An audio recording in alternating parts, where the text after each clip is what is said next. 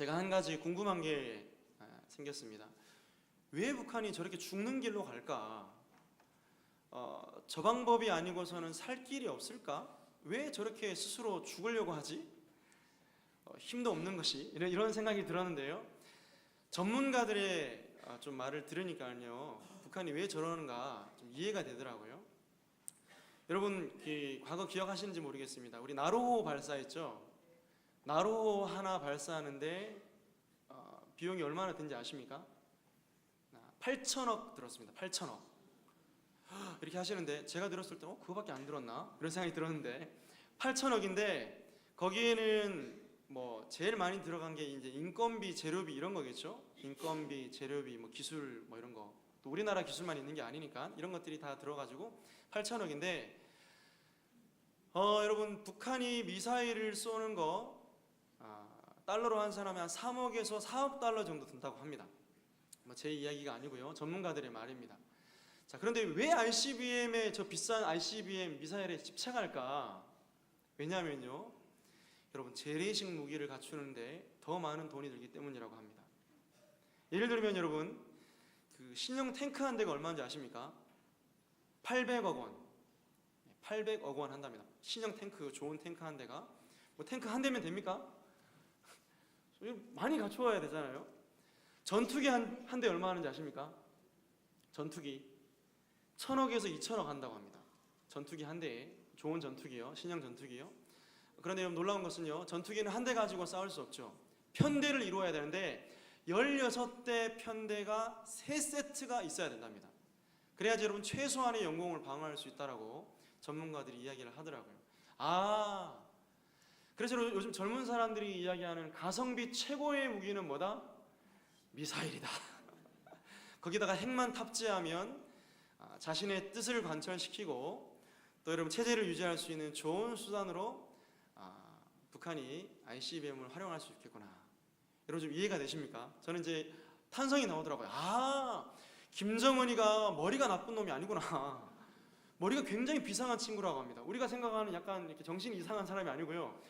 머리가 굉장히 비상하고 살 길을 잘 아는 친구라고 전문가들이 이야기하는 것을 들었습니다.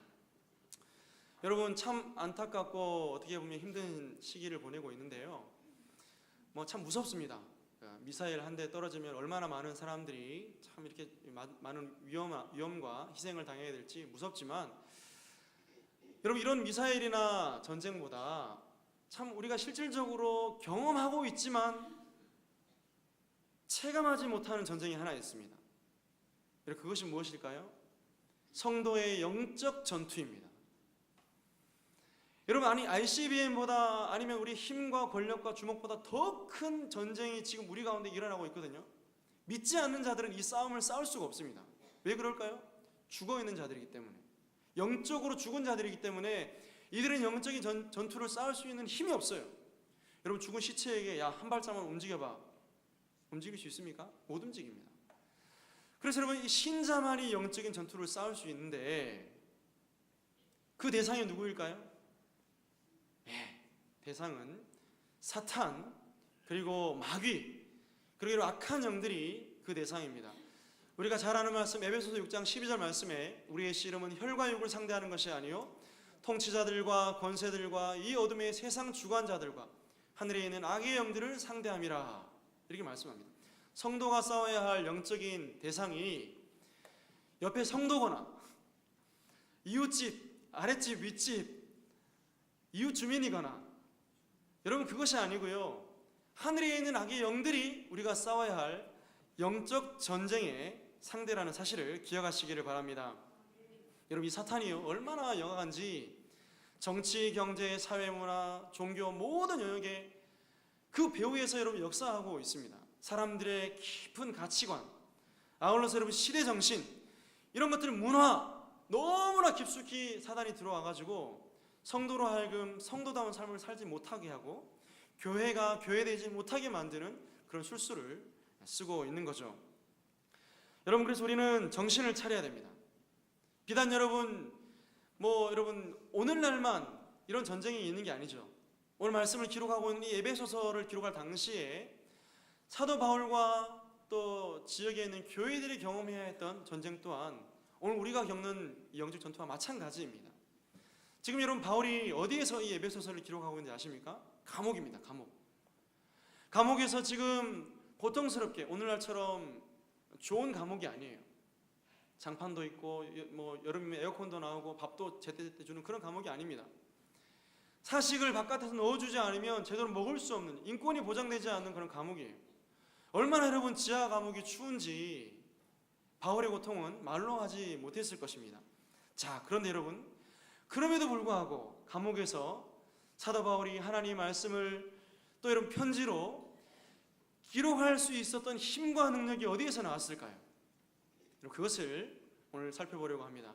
그것은 바로 여러분 바울이 가지고 있는 정체성입니다. 1절을 보니까요, 이러므로 그리스도 예수의 일로 너희 이방인을 위하여 갇힌 자 된 나 바울이 말하거니와. 바울 자신은 로마의 법을 어겨서 지금 감옥에 갇혀 있는 거거든요.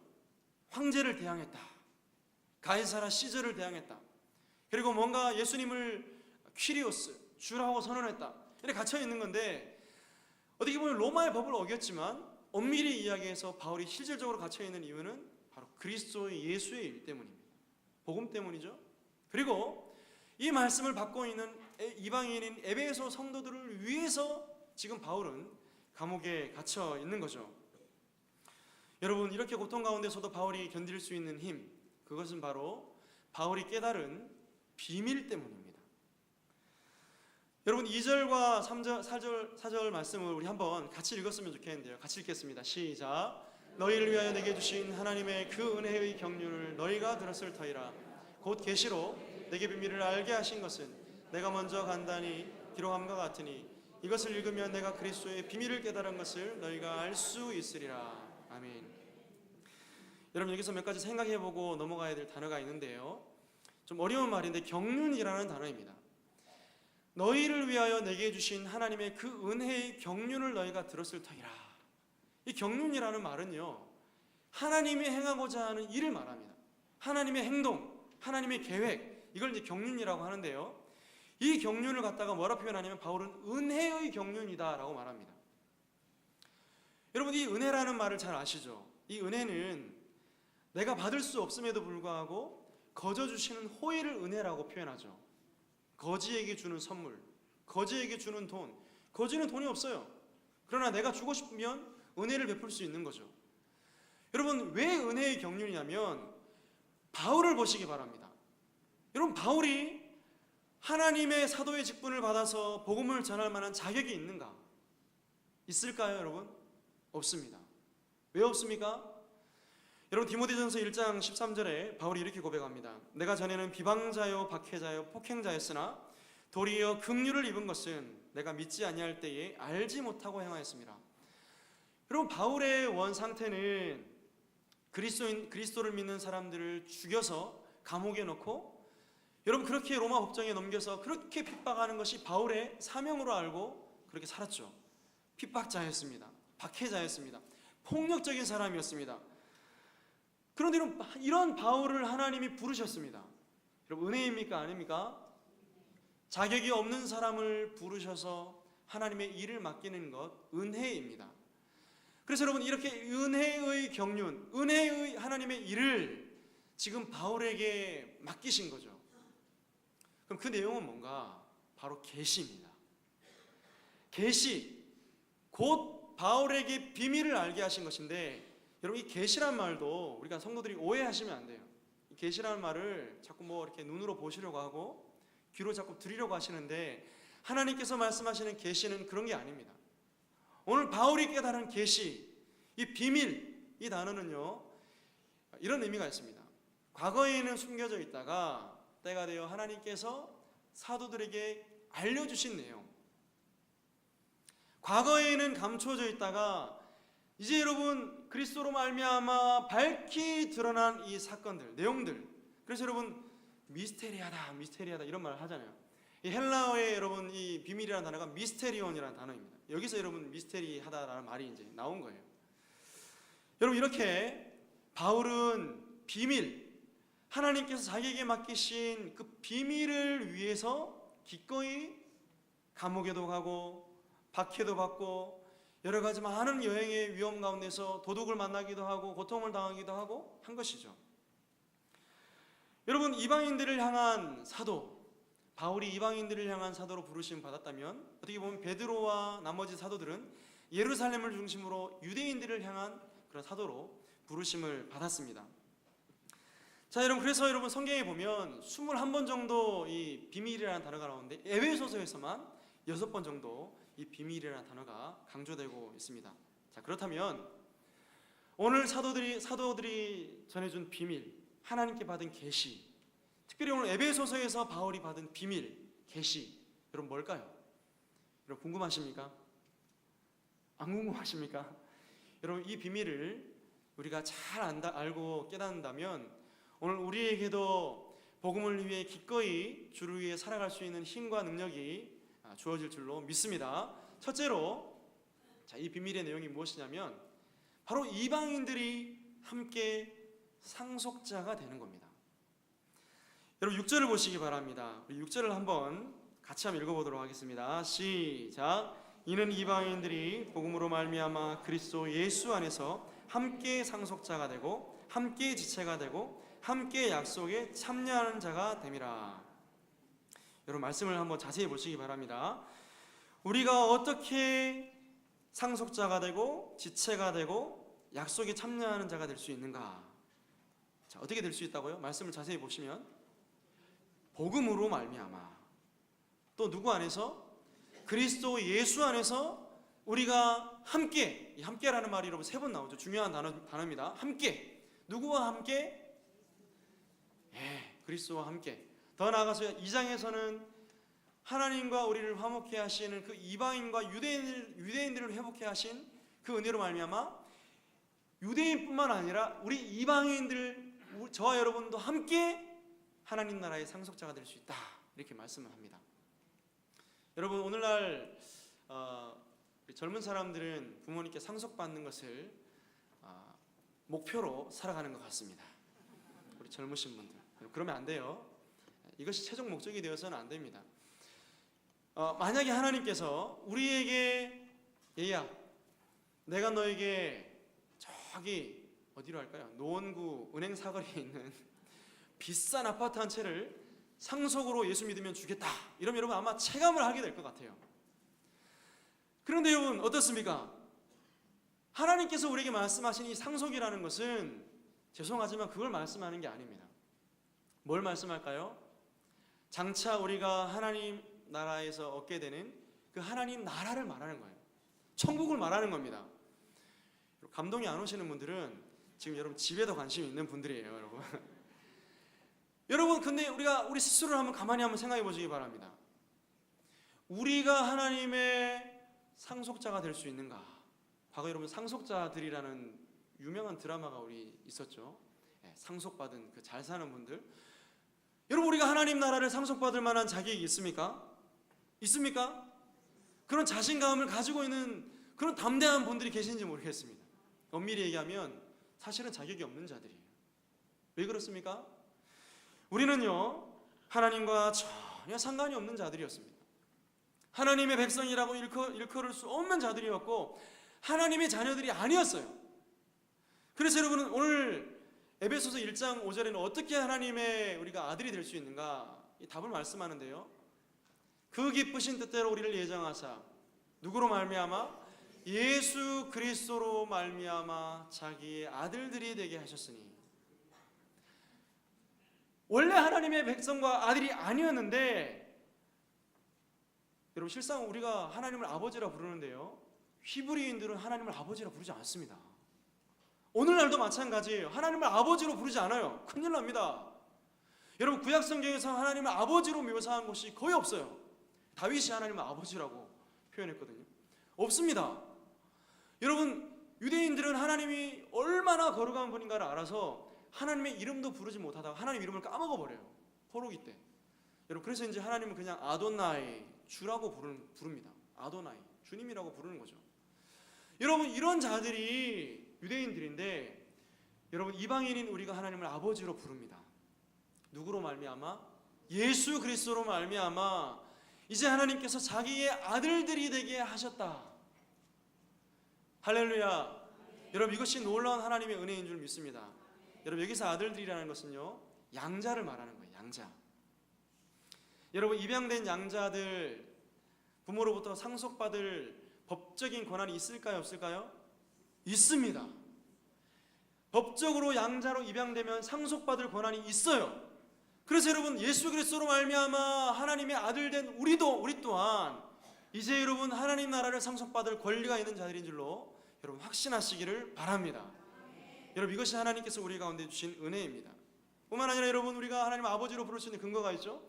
너희는 다시는 무서워하는 종의 영을 받지 아니하고 양자의 영을 받았으므로 우리가 아빠 아버지라고 부르짖느니라.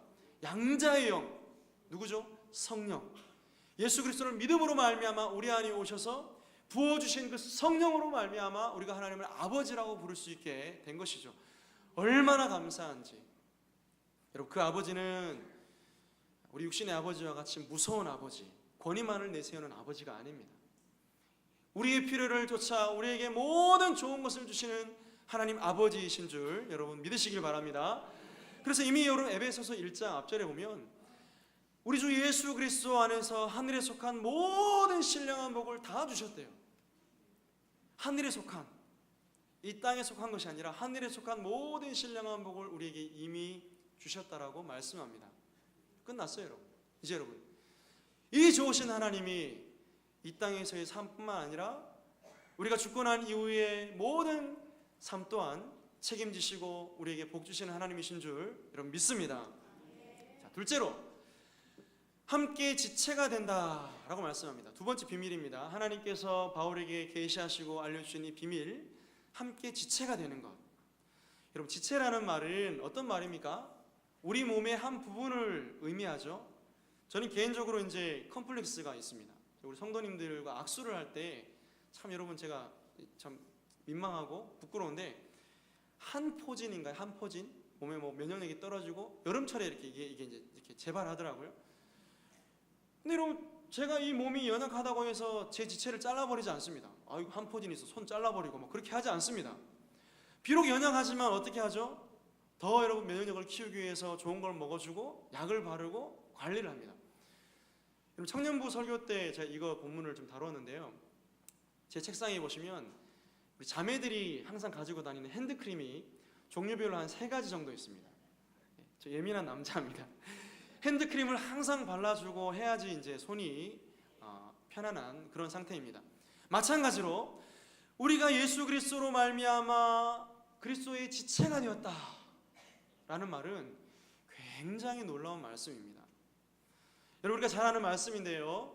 에베소서 2장 12절과 13절에 이렇게 말씀합니다.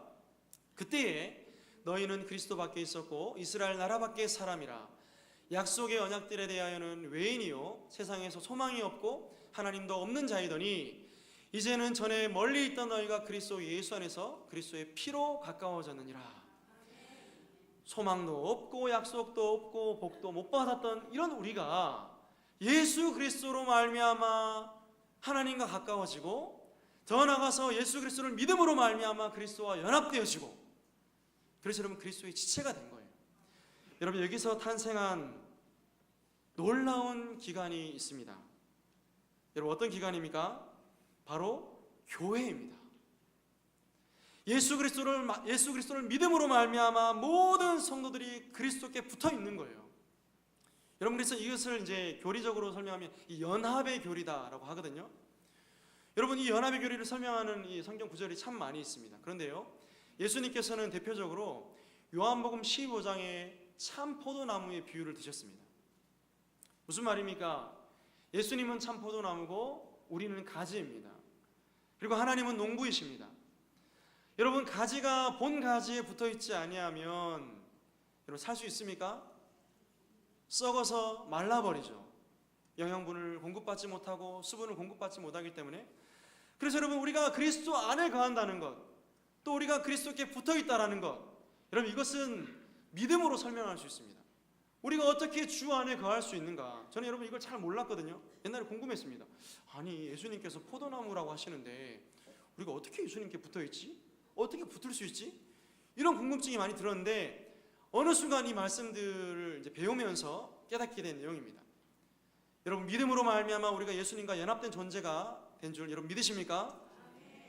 우리가 우리를 볼 때는 참 여러분 죄 많은 존재처럼 보입니다. 때로는 실망하죠, 낙심하죠, 열등감에 빠집니다. 그러나 여러분, 놀라운 사실은요, 하나님이 우리를 바라보실 때, 하나님이 예수 믿는 저와 여러분을 바라보실 때 어떻게 바라보시는가? 여러분, 예수님처럼 바라보신다는 사실을 기억하시기를 바랍니다. 여러분, 그래서 오늘 바울은 뒤에 보면 자기가 담대함과 확신으로 하나님께 나아갈 수 있는 이유를 바로 예수 그리스도와 연합된 우리 신자의 모습이라고 말씀하는 거죠. 실제로 그렇습니다. 우리가 볼 때는 참 의의가 없고 부족하지만 이제 우리가 하나님 나라에 가서 하나님을 대면할 때 우리가 하나님 나라에 들어가게 될 수 있는 유일한 근거는 우리가 잘 살아서도 아니고 얼굴이 잘생겨서도 아니고 돈이 많아서도 아니고 그 어떤 이유도 아닌 예수 그리스도를 믿음으로 말미암아 그리스도와 연합된 자가 된 그 이유라는 사실을 여러분 반드시 기억하시기를 바랍니다. 여러분, 이 일은 과거에는 없었던 일입니다. 과거에는 이방인들이 하나님 나라 백성으로 들어오게 되는 그런 케이스들이 일반적인 게 아니었어요.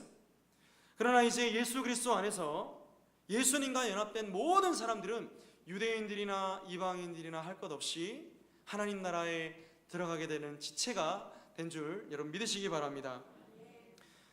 여러분, 뿐만 아니라 이 에베소서 1장 22절과 23절에는 이렇게 말씀합니다. 또 만물을 그의 발 아래 복종하게 하시고 그를 만물 위에 교회의 머리로 삼으셨느니라. 교회는 그의 몸이니 만물 안에서 만물을 충만하게 하시는 이의 충만함이니라. 말씀이 좀 어려운데요. 자, 여러분, 만물을 그리스도의 발 아래 복종하게 하시는 이 사건은 그리스도의 승천으로 말미암아 일어났습니다. 예수님이 죽으시고 부활하시고 승천하셔가지고 하나님 보좌 우편에서 이제 하늘과 땅의 모든 권세를 가지시고 다스리고 계십니다. 그리고 교회의 머리로 예수님을 하나님이 삼으셨어요. 그렇기 때문에 그리스도께 붙어있는 우리는 그리스도의 몸입니다. 교회는 본질적으로 그리스도의 몸인 거예요. 그런데 뒤에 보면요, 만물 안에서 만물을 충만하게 하시는 이의 충만함이니라 라고 말합니다. 여러분, 이 말을 좀 풀어 설명하면 이렇습니다. 만물이라는 것은 모든 세상을 말합니다. 이 모든 세상 안에 만물을 충만하게 하시는 분 누굴까요? 하나님만이 모든 영광으로 충만하신 분이잖아요. 그 하나님의 그 충만하심과 이 풍성하심이 자 어디에 거한다고요? 그의 몸된 그리스도의 몸된 교회 안에 거한다고 말씀합니다. 여러분, 이것이 바로 교회의 영광입니다. 많은 분들이요 교회에 대해서 비판하시는 분들도 있을 수 있죠. 또 뭐 교회가 오늘 우리가 보여지는 그런 여러 가지 많은 교회 연약함들 때문에 시험에 드시는 분들도 있을 수 있습니다. 여러분, 그러나 교회는 우리가 가진 관점으로 이해하시면 안 돼요. 내가 가진 경험, 또 내가 겪어온 어떤 사건들, 이런 것들, 내가 보고 느낀 것들, 그런 것들이 여러분 교회의 정의가 돼서는 안 됩니다. 성경이 말씀하는 바 교회는 여러분 종교기관 이상입니다. 여러분, 에베소서를 전체를 좀 요약하는 단어를 정리해보라고 하면요, 만물의 통일입니다. 하나님께서 하늘과 땅에 있는 모든 것들을 통일하시려는 계획이 있는데 이 비밀은요, 아까 말씀드린 대로 이방인들에게는 알려지지 않았던 내용들입니다. 심지어 하늘에 있는 영적인 존재들에게도 알려진 내용들이 아니에요. 예수 그리스도로 말미암아 또 주님께서 세우신 교회로 말미암아 하나님께서 만물을 통일하시려는 계획이 지금 있습니다. 이미 이 계획이 실현되었고 또 이 땅 가운데 하나님 나라가 임하게 된 이유도 사실 이 이유 때문입니다. 주님께서 교회를 세우신 이유도 이 이유 때문이고요, 우리가 지금 이 땅 가운데 예수 그리스도를 믿음으로 말미암아 천국으로 가지 않고 지금 남아있는 이유도 그 이유 때문입니다. 만물을 통일하기 위해서. 그런데 여러분, 누구를 쓰시는가? 예수 그리스도로 말미암아 세우신 주님의 교회를 통하여서 하나님께서 만물을 통일하신다는 겁니다. 이게 여러분 놀라운 비밀이자 우리가 깨달아야 될 신비입니다. 아이고 목사님, 지금 교회 상을 보면 턱도 없는데요. 지금 우리가 보고 있는 교회들을 보십시오. 얼마나 목사들이 타락하고 중직자들이 타락하고 성도들이 성도답지 못한 삶을 그게 아니라니까요, 여러분. 여러분, 현실적인 교회는 많은 문제와 아픔을 안고 있지만, 상처를 안고 있고 여러 가지 많은 문제를 안고 있지만, 성경이 말씀하는 바 주님이 교회를 세우고자 하시는 목적이 뭐냐면 이 거룩한 교회, 이 교회를 통하여서 세상을 통일하시려는 계획이 있는 거죠. 여러분, 우리는 교회에 대해서 많은 고민을 해야 됩니다. 목사만 교회에 대해서 고민하면 안 되고요, 우리 모든 성도들이 교회에 관심을 가져야 됩니다. 그래야지 여러분, 하나님이 세우고자 하시는 교회를 우리가 세워나갈 수 있는 거예요. 여러분, 어느 특정인이 교회를 세울 수 없습니다. 어느 특정한 여러분 집단이 교회를 좌지우지할 수 없어요. 오직 모든 성도들이 하나님의 교회를 견고하게 세워나감으로 성경적 교회를 세우기 위해서 힘써야 할 줄로 믿습니다.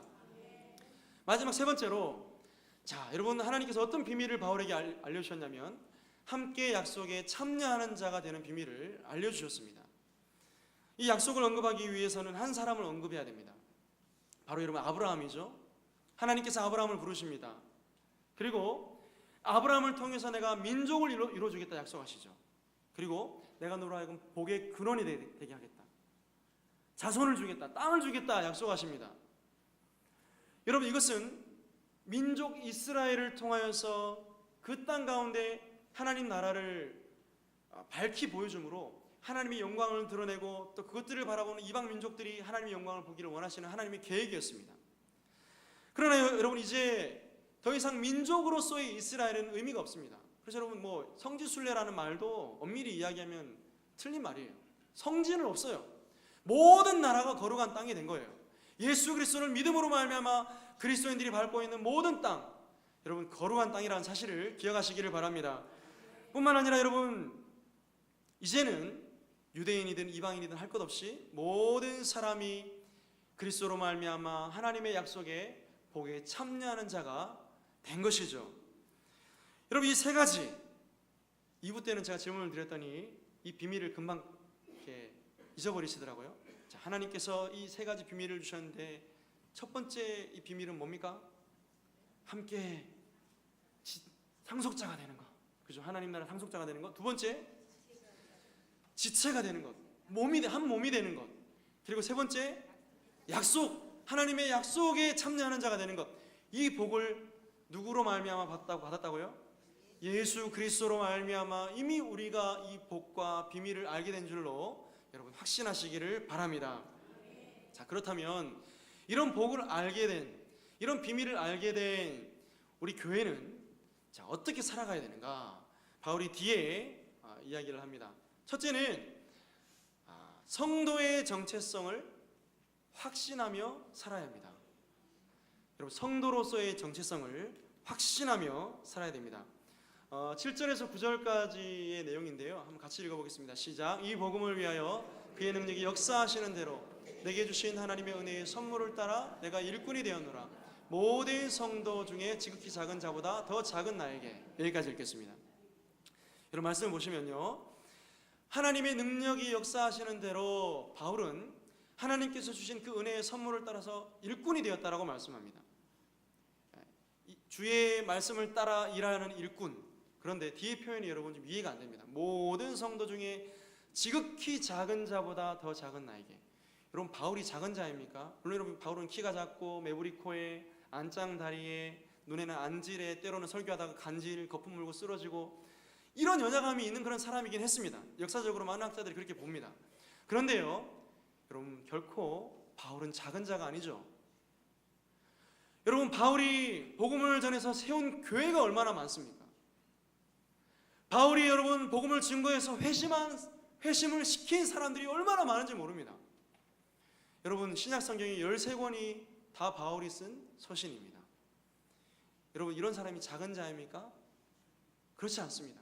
우리가 볼 때는 결코 작은 자가 아닙니다. 그러나 여러분, 바울이 지금 60년경에 이 말씀을 기록했는데 좀 더 살다가 바울은 이제 목이 잘려 죽습니다. 어떻게 보면 여러분, 노사도가 지금 이 말씀을 기록하는 거예요. 이 수준에 이르렀음에도 불구하고 바울은 자기 자신이 큰 자라고 생각하지를 않습니다.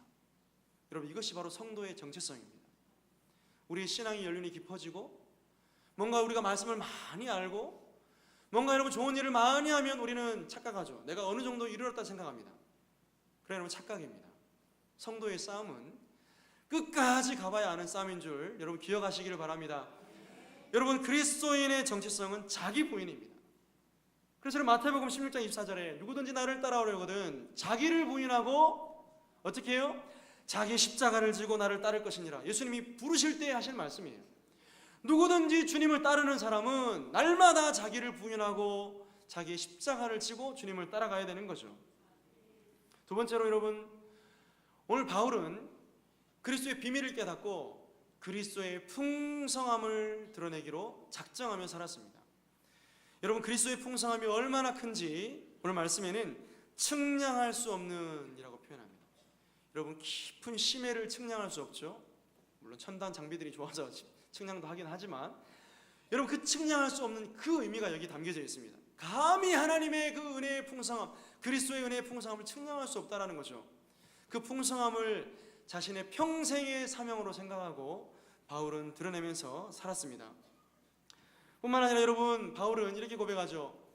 나에게 이 은혜를 주신 것은 측량할 수 없는 그리스도의 풍성함을 이방인에게 전하게 하시고 영원부터 만물을 창조하신 하나님 속에 감춰졌던 비밀의 경륜이 어떠한 것을 드러내게 하려 하심이라. 여러분 이것은 어떻게 보면 교회의 사명이기도 합니다. 여러분 바로 10절과 연결되는 말씀인데요. 우리 10절을 한번 같이 읽어보도록 하겠습니다. 10절입니다. 시작. 이는 이제 교회로 말미암아 하늘에 있는 통치자들과 권세들에게 하나님의 각종 지혜를 알게 하려 하심이니.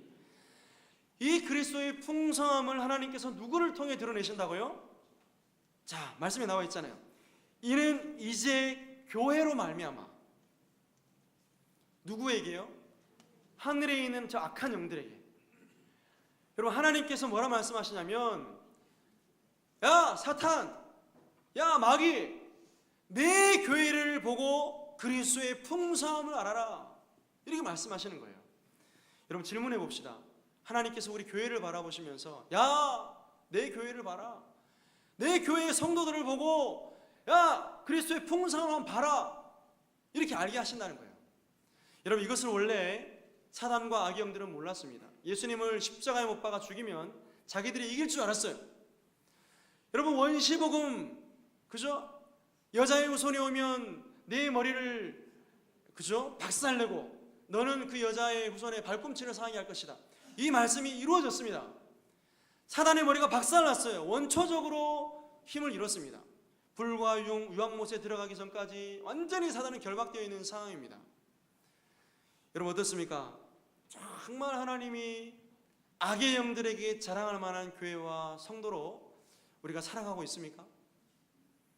여러분 에베소서 1장 7절에 하늘에 속한 모든 신령한 복을 우리에게 주셨는데, 그리고 우리로 하여금 하나님이 우리를 아들 삼으셨는데 아들 삼으신 이유가 이렇게 말씀합니다. 우리로 하여금 거룩하고 흠이 없게 하시려고. 거룩하고 흠이 없는 교회와 성도들을 하나님이 바라보시면서 저 하늘에 있는 악의 영들에게 선언하시는 거죠. 야! 내 교회를 봐라.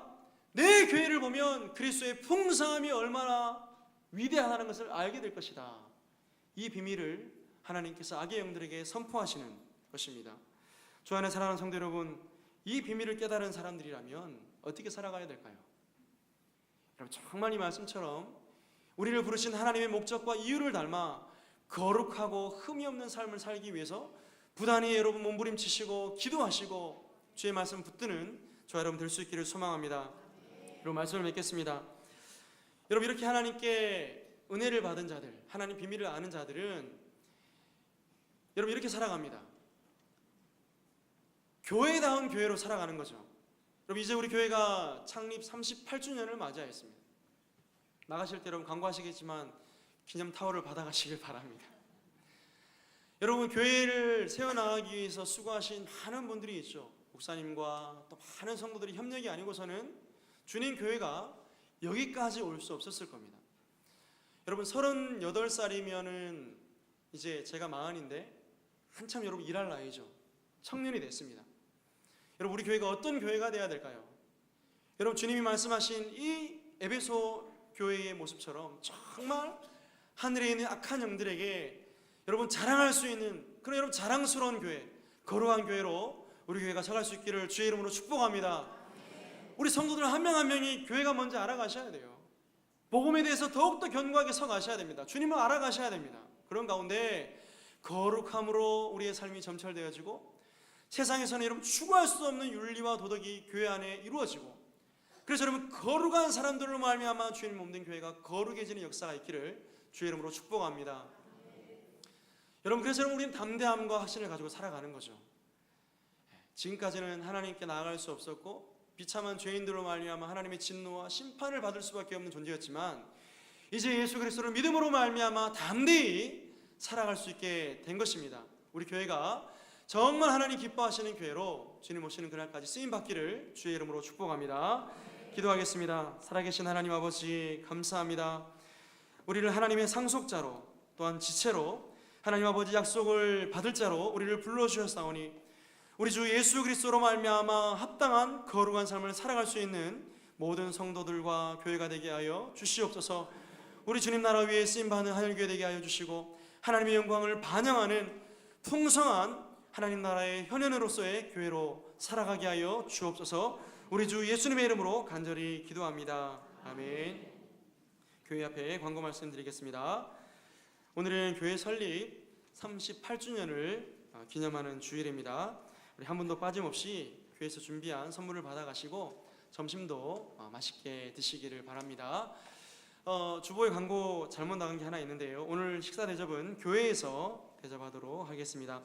나머지 광고는 주보를 참고하시되 학습 입교 유아 세례 필요하신 분들은 각 담당자와 교구장들에게 신청해 주시기를 바랍니다. 나머지 광고는 주보를 참고하시기를 바라고요. 찬송 210장을 함께 찬송하겠습니다.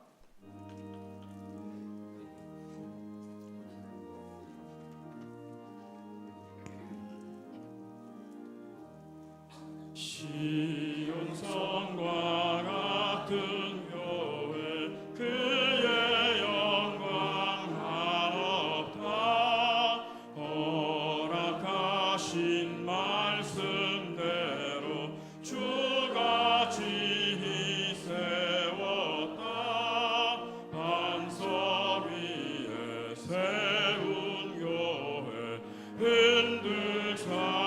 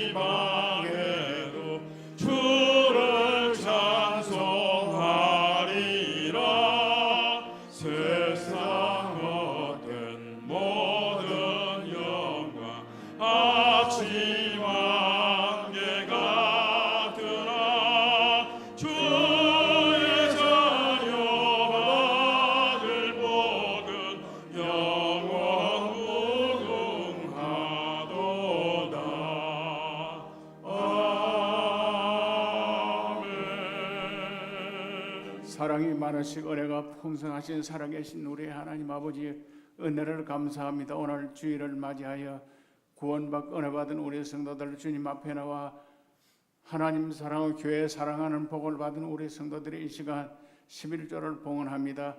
감사, 선교, 장학, 구제, 기타 여러 예물들을 주님 앞에 바쳐 올리니 주님 험령하여 주시고 풍성하신 하나님의 축복의 손길로 넘치도록 축복하여 채워 주시옵소서.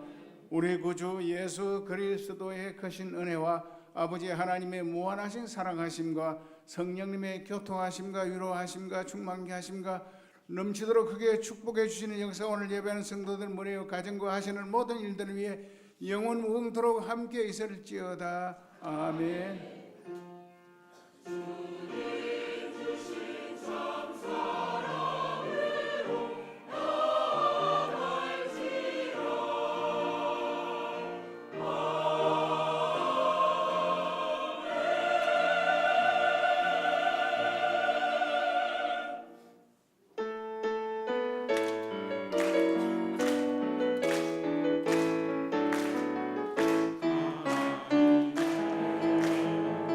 독생자 예수 날 위하여 오시옵네. 내 모든 죄 사시려고 십자가 지셨으나 다시 사셨네. 살아계신 주 나의 참된 소망, 두려움이 사라지네. 사랑의 주 내가 길 인도하니 내 모든 삶의 기쁨 늘 충만하네. 예배를 마쳤습니다. 주의 말씀으로 승리하시기 바랍니다.